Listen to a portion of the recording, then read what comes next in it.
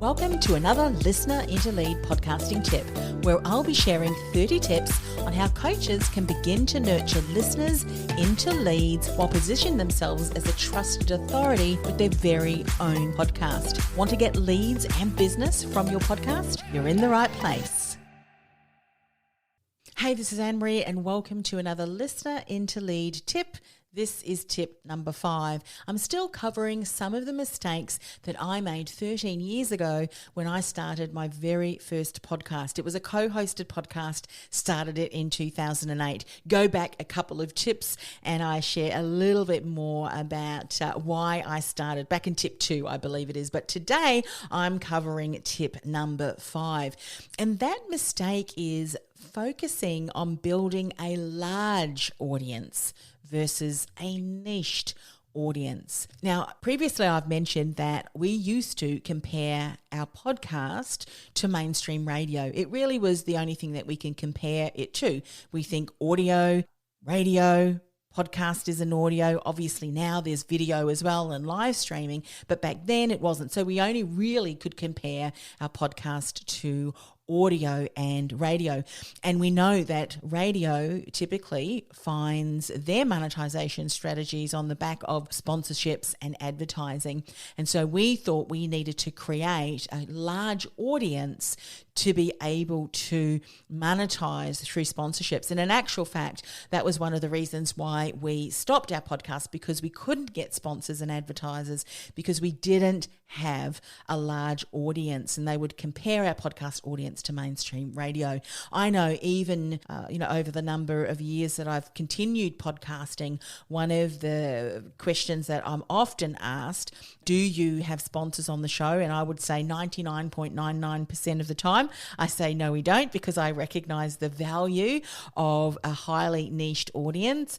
And I know that the know, like, and trust that I have built with my community, with my listeners, I do not want to break, because all of a sudden I've got these random ads from organizations that have paid me pittance in comparison to, if my audience steps into my programs, VIP coaching programs. So highly niched audience is much better than a large audience. And I've said it before, I'll say it again. I would much rather have a highly niched, more highly engaged, smaller audience of my ideal clients who love what I talk about, who are benefiting from it, who are hiring me, who are sharing my content and recommending me to their colleagues and people that they know that would, potentially need my services, than having a huge audience of people that maybe are enjoying the content.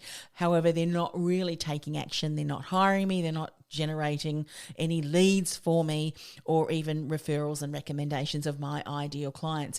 And I talk a little bit about, in my masterclasses and so forth, around focusing on, don't get sucked into vanity numbers. The size of your audience really is focusing on the vanity numbers. And as we know, vanity numbers means nothing. And so for you, rather than trying to focus on building a larger audience, have you identified who your ideal client, who that audience is? And are you speaking specifically to his or her needs so that you're consistently building an audience of highly niched, highly targeted individuals who could become paying clients for you? That's what you should be focusing on. And I always say, speak to an audience of one. And when you really are speaking beautifully, cutting through the noise for that audience of one, that audience of one will become 2, will become 4, will become 8 and 16, and so on and so forth. So mistake number 5, focusing on building a large audience versus what you should be doing, focusing on building a niched audience. And that means it could be a smaller niched audience, but a smaller niched audience that are more highly engaged is ultimately going to allow you to monetize your own message, which I talked about in tip number 4, rather than monetizing someone else's, which is something that you should be focusing on too, monetizing your own message. So hope that tip was helpful. I'll see you in the next tip.